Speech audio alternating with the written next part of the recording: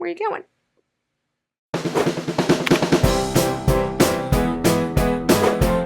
Good morning, Reptilians. Welcome back to my channel. So recently we had to take Maui, our German Shepherd, to the vet because he actually broke one of his fangs in half, and he's okay.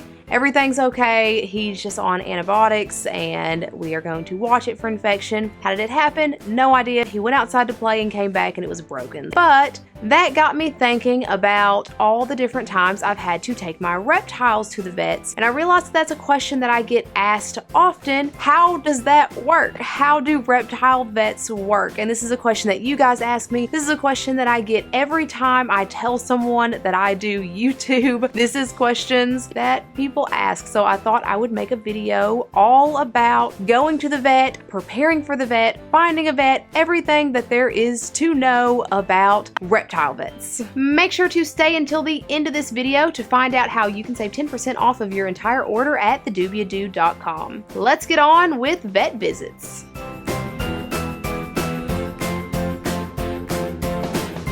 First of all, and most importantly, not all vets are reptile vets, and this is so important. Finding a good reptile vet is super important. And the way that you can do this, you can, number one, call around, call all the vets in your area and just ask if they specialize in reptiles, or even better, ask if they've ever seen bearded dragons, or if they've ever seen leopard geckos, or whatever your specific animal is. Ask if they have ever seen that animal and if there is someone there that specializes in them. The other way that you can do this is there are actually a few websites where you can put in your location and they will tell you if there is a reptile specialist in your area. My favorite one is this one.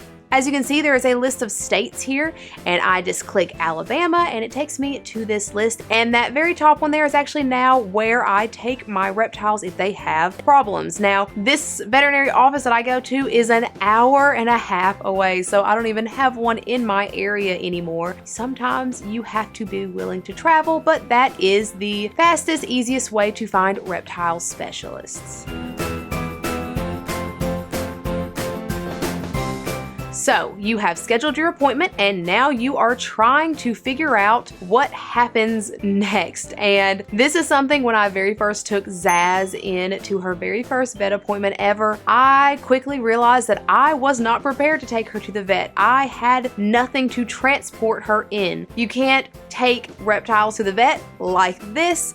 There are usually signs and stuff up in veterinary offices that says all small animals must be enclosed in something. What I did was I actually went and got a rabbit carrier, and that's how I take her to the vet, is in a rabbit carrier. Now that's not going to be appropriate for all reptiles. For things like snakes, anything that you can't reach in and grab them from their facial regions, you're going to need something like a sterilite bin. Make sure you drill holes so that they can breathe, and make sure that the top closes really good so you don't have a snake or something escape into your car. If they are small animals, like when I took my red-eyed crocodile skink, we actually put her in a deli cup filled with moss so she felt really nice and secure. Any container like that is going to be appropriate as long as you are going to be able to get them out when you get there. I would suggest, if you're doing sterilite bins, to put paper towels or a t-shirt, some kind of cloth, something on the bottom of that, because as you're driving around, if there's not something for them to grab, they're going to be sliding around in that sterilite bin and it's going to be super stressful for them, even more stressful than it already is. But yeah, you definitely need an appropriate sort of carrier for that animal. If you are taking your animal in because you think that they might have parasites, you need to have a fecal sample ready to take with you to the veterinary office, because if internal parasites is the issue, that's the only way they're going to be able to figure out if that's actually what's going on, and to figure out what kind of parasites that they have so that they can treat them. The way that you do that, or the way that I did that, was by taking the little square Ziploc baggies. I think they're called snack bags, and which sounds super gross in this context, but I would just turn it inside out like a doggy bag, and I would just kind of scoop it up and then turn it back, zip it up, and then I would actually put that in a secondary bag, because when animals have parasites, their fecal samples smell terrible. And walking that into a veterinary clinic, you have to wait in the waiting room, and you really don't want to stink up the whole waiting room with lizard poop or snake poop or whatever it is. So double bagging that fecal sample is going to help out immensely. You're going to want to make sure that that fecal sample is no older than about 1 to 2 days old. It needs to be a fresh fecal sample for them to use it. The way that you are going to store that in preparation is by putting it in your fridge. And I know that that is super gross and you don't want that in your refrigerator, but that's kind of how you have to store it. If it makes you feel any better, other than putting it in multiple bags, you can also then put it in a Walmart bag and tie it up, or put it in a deli cup, or put it in something just to section it away from all of your food. But yeah, storing it in the refrigerator is going to be the best way to make sure that it stays fresh so that they can test it for parasites. When you get there, it's going to be just like any other office visit ever. You're going to sign a bunch of paperwork, fill out a bunch of your information, fill out a bunch of your animal's information, how old they are, their name, their color, their species, anything like that. And then you sit and wait like at any other office. However, it's not going to be like taking your dog to the vet. It's not going to be all of the other patients super excited and asking about your dog. Be prepared for people asking questions about your reptile, and even people being scared of you. With Zaz, I didn't really have that problem. There was a lot of just curiosity when I would take her to the vet. But when I was taking Sterling to the vet, there were several times that people would freak out with me just being in the waiting room. And the Sterilite bin that he was in was one of those foggy ones, so you couldn't even really see what he was unless you were getting all up on him. But that is something that you should be prepared for, because I definitely was not. Don't worry though, in my experience, once you get back to the back, the vet techs and veterinarians are usually super excited to see your animal. Once you get back there, they are going to do a few things. Number one, they're going to ask all about your husbandry. They're going to want to know how big it is, what kind of substrate you're using, the temperatures, humidity. If you have hides, they want to know all of it to make sure that you are providing the best home for your animal. They're also going to know what you're feeding that animal and how often you are feeding that animal. They ask about supplements. They ask about everything. And this is a really good chance to really pay attention. And if they are giving you advice that you know not to be true, this is probably a huge red flag that they are using outdated information, and you should probably go elsewhere, or at least politely bring it to their attention. Maybe it can help out a little. With Zaz, when I took her to that very first vet, they were telling me it was perfectly okay to feed spinach and lettuce and kale and all of these things, and that I needed to be feeding her those things. They were also telling me that loose substrate was okay and that coil lighting was okay. But in my head, she's a vet, she has her degree, I don't, so I need to be the one listening. And unfortunately, that is not always the case. So when they're asking you these questions,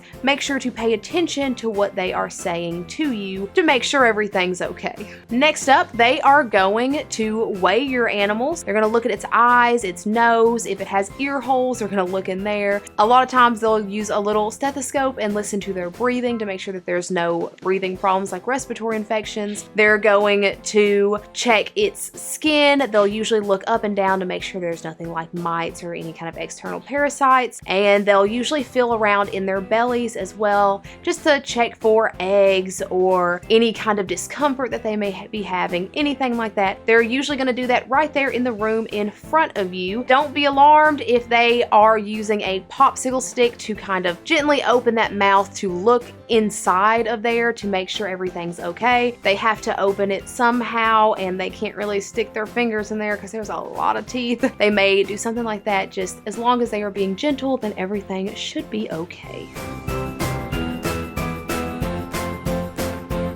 The cost of this visit. This is one of the questions that I get all the time, and I try my best to answer it, but just know that the cost of veterinary visits is going to vary greatly depending on what kind of animal you have. If you're taking them to an actual specialist, it's going to be a little more expensive. Where you are, the availability of other specialists in your area, all those things matter. So I cannot give you an exact cost, but I can tell you how much I have paid, and maybe that'll help you out a little bit. So no matter what you're getting done, you're going to have to pay for an office visit. The cost of the office visit entails that weighing, the checking in of you and your animal, all of that is included in the office visit. You pay that with any animal no matter what. You even pay that with yourself usually when you go to a doctor or a dentist or whatever. For me, those office visit prices, I have them written down.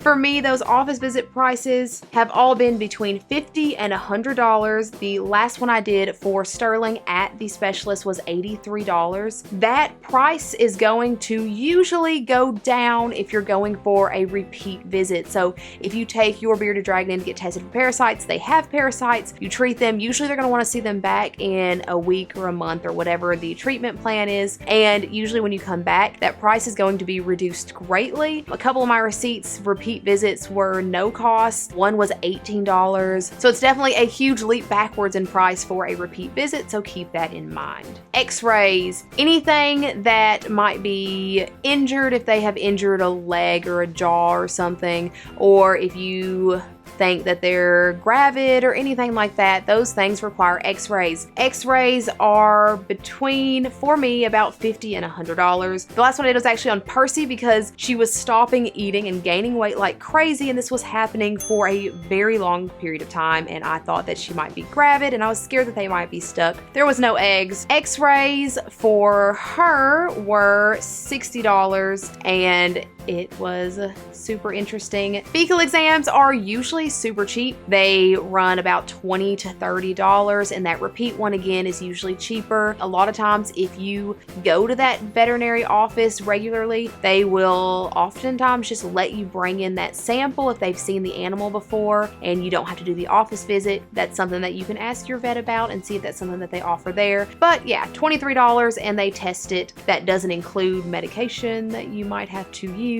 Medications range greatly because that's going to depend on your animal, how big your animal is, what is wrong with them, all of that. For Sterling, for his eye ointments that he had to have, they cost $40, but they lasted for I think a month or two. The Crocodile Skink's parasite medication was $20 because she's so tiny, and it only took a couple treatments before they were cleared. Zaz's parasite medication was $30, but that was like 3 or 4 years ago. But medications are going to vary greatly in cost. Any kind of surgery that your animal has to have is going to be pricey. Anesthesia for anyone, whether they are reptiles or dogs or humans, is incredibly expensive, unfortunately. It is a little cheaper for these guys since they're so tiny. For Zaz, I could not find the receipt for how much it cost, and I know I've had people ask her on the egg binding surgery story video how much it cost, and I can't find the receipt, but I want to say it cost about $300 to do her surgery and remove her 30-something bound eggs. But just keep in mind that is something that is very pricey. Since we are talking about money, I always like to bring this up as an option. Not sponsored by them or anything, I just love them. I've used them for years, and that is Care Credit. Care Credit is a credit card for veterinary offices, dentist office. A lot of vision places will also take it. Now I think you can use it at Walmart for like medications and diapers and stuff, which is super cool.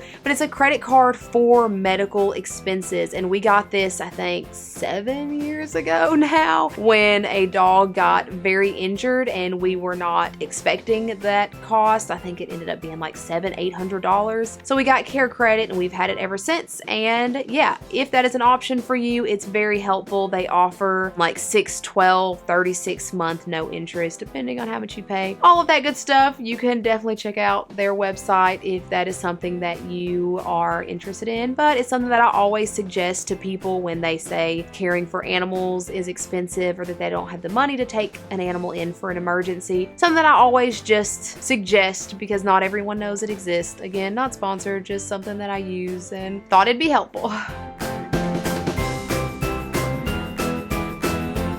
And the last section of this is kind of what I talked about at the beginning, just kind of warnings about vets. Not all vets, unfortunately, are going to know what they're talking about when it comes to all animals. I mean, this is completely understandable. There are so many different pets, and it's kind of hard to expect anyone to know everything about it. But unfortunately, some vets will pretend that they know more than they do and end up hurting animals, like I went through with Zaz and what I went through with Sterling. Those things happen. So if at any point you are at the vet with your animal and something doesn't feel right, or they are giving you advice that you know is wrong, please, please, please seek out a second opinion. A second opinion for your animal could save your animal. If I hadn't have gotten a second opinion for Sterling, they were going to do surgery and remove his eyes. This is a vet that had just blinded him by using scissors because she didn't know what she was doing, and she wanted to do surgery to remove his eyes after telling me that she had never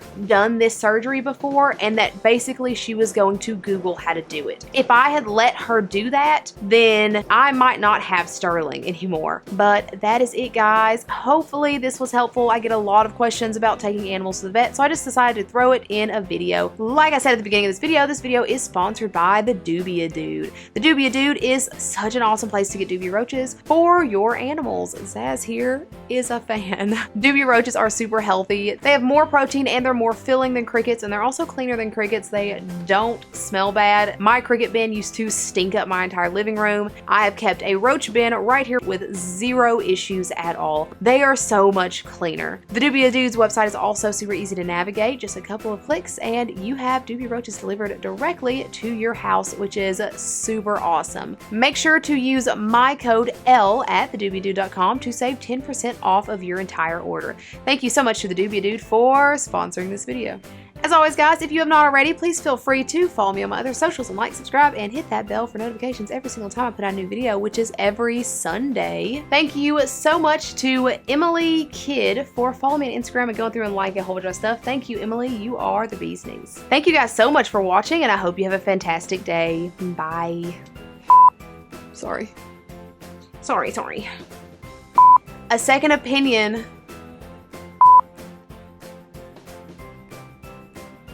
Actually, this goes. Okay. It is storming. I don't know if you can hear that, but that is scary. Close that. It took me forever to find it. Why did you close the tab, iPhone? Why do you hate me? Oh, goodness gracious. Just scroll for 37 years. Oh dang, did I miss it? Oh dang, I'm too far.